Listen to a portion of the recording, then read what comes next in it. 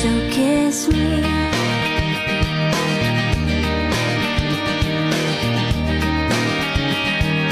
Let me know if that video brings you back. If the last time you got a Valentine, it was Lisa Frank, you might be a millennial. And if the last time you got a Valentine, it had a minion on it, you might be Gen Z. Did I guess right?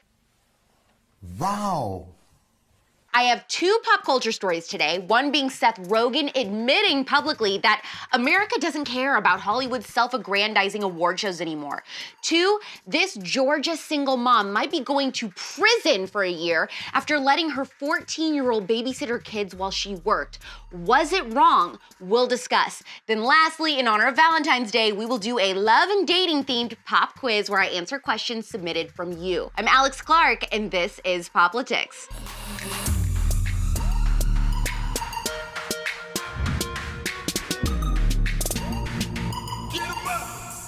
While Seth Rogen may not be my favorite former Hollywood fatty, he definitely nailed the analysis of the current state of self-absorbed celebrity award shows. I gotta add this to my Tinder profile. He told Insider that he's not sure Americans care about award shows anymore. He said, "To me, maybe people just don't care. I don't care who wins the automobile awards. No other industry expects anyone to care about what awards they shower upon themselves. Maybe people just don't care." I don't care. I don't care. I think there's two things at play in the huge decline of viewers for award shows lately. One, cable numbers are down in general. Nobody is watching traditional TV. They're all watching stuff on streaming services or social media. They're getting the most entertaining parts of award shows from Twitter, where they can get the 30-second funny part that they want without having to sit through the boring stuff and all the commercials. Can you blame them?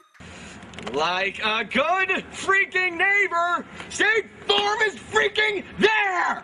And number two, these celebrities don't live everyday American lives. Americans don't want to hear what they think when there is no possible way they relate to them. All these celebrities do is talk down to us and act like they are morally superior, but just look at how many sins are in Hollywood, yet they come and attack middle America for not eating a plant-based diet while they turn a blind eye to serial rapists.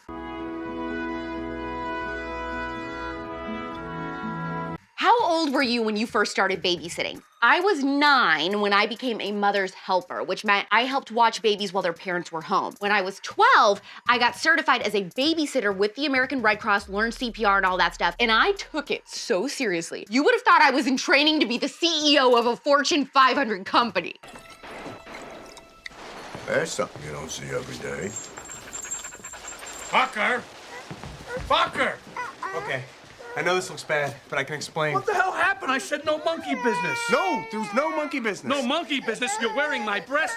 Little Jack is drinking. Moses is sodomizing Jinx, and you're telling me there's no monkey business? What is going on here? I'm asking about babysitting because a single mom in Georgia might be going to prison for a year because she let her 14-year-old daughter babysit her 4-year-old during the pandemic because the daycare was shut down and the mom needed to go to work. While the 14-year-old was doing online school, the 4-year-old saw a friend outside and wandered over to their house. The older daughter noticed within 10 minutes, went to the house to retrieve her brother, but the neighbor called the police anyway, and then the mom was not only arrested 2 weeks later in front of her kids, now the mom may be going to jail for a year. The cow says moo. Butterfly don't say nothing. Pig says you have the right to remain silent. People are split on this story, with some defending the mom, saying well, she was doing her best after being put in a desperate situation, due to the government and the pandemic, and others are saying that she was completely reckless to let a 14-year-old watch a 4-year-old. CUTEservative court commence. This kid's definitely on crack right now. Yeah! Since it is V-Day, I thought it would be appropriate to do all relationship questions for today's pop quiz. Daria from California wants to know, what colors do I want my bridesmaids to wear one day? For the last couple years, I've been pretty sure that I'd want to do a black tie wedding if I do a big wedding, and all the bridesmaids would wear formal black dresses. Goth girl?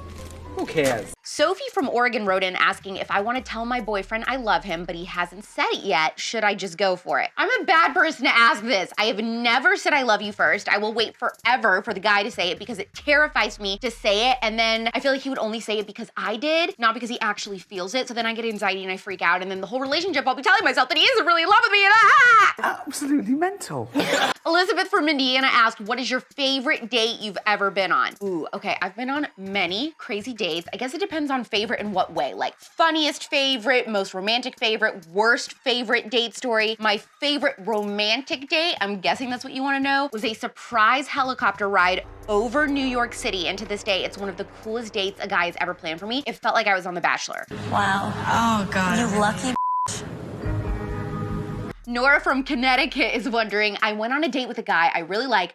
When I got home, I realized I had food in my teeth. I had eaten pesto for dinner.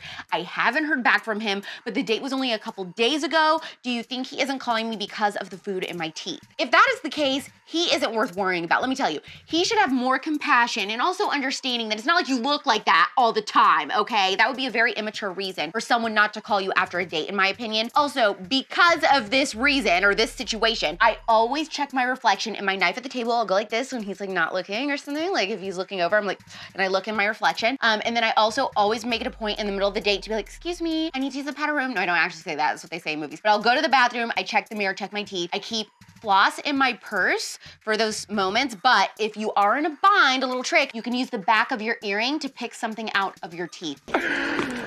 Do I have something in my teeth? Molly from Delaware wrote in, I've been dating a guy for a month now, and my dad just doesn't like him. He's a great guy. My dad just doesn't think anyone is good enough. What do I do? Have your parents ever hated one of your boyfriends? I think yes, they have, but they haven't ever told me to dump them over it, and they never have said it in the moment. Like they would wait till years later to be like, yeah, remember that guy? He was weird, or he was too quiet, or whatever. They've never been like, you need to break up with this person. And also my personality, anytime someone tells me what to do, I will purposely do the opposite because I'm stubborn, so that wouldn't have worked out well for them. I think I would figure out what the reasons are that your dad doesn't think he's good enough. You know, is it the way he treats you? Or does your dad just not like that he has tattoos or something? Like I would weigh your dad's opinion accordingly based on what is bothering him, because it could also just be a dad having trouble with his daughter growing up. No, she's not just another notch on the old belt.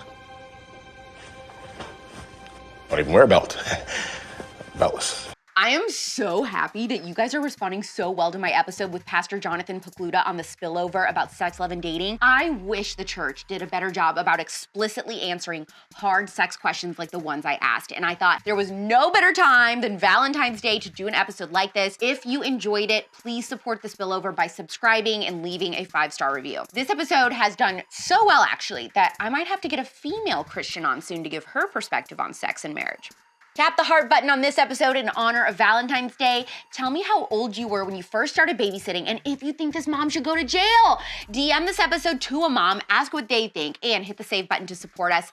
We're back tomorrow at 4 p.m. Eastern, 1 p.m. Pacific. It's pop culture without the propaganda every single day. Have a happy Valentine's Day. I love you. I'm Alex Clark, and this is POPlitics. Oh, and the life hack for the day is basically what I said about the knife at the dinner table or using the back of your earring to pick your teeth out. Yes, you will need that one day, trust me. Support POPlitics, the first ever conservative pop culture daily show, by subscribing to our channel, turning on notifications, and of course, hitting the thumbs up. Also, our main home is on Instagram. Seriously, just trust me, that's where the real magic happens. Follow us there at POPlitics.